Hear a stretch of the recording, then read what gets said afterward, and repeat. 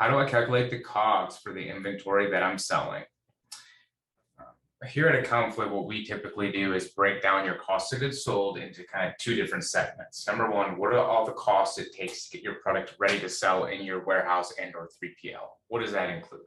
That includes the cost of your raw materials, your packaging, your food, your the products you're buying in order that makes your finished good.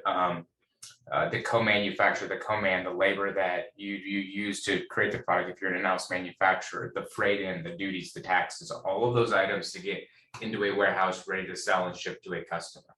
So we consider those your landed cost, your COGS, which then impact your gross profit, your gross margin.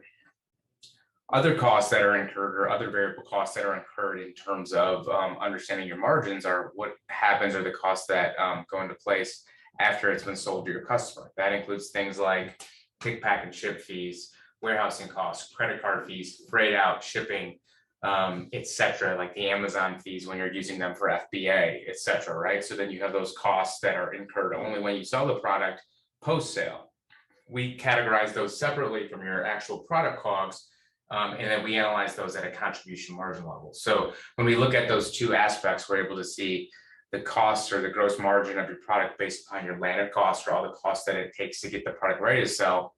And then we look at your contribution margin, which are all the costs it takes to get the product from your warehouses to your actual customer. So all of those together factor in your cost of all the goods sold and delivered to your customer, but then we break it out into those two subsets.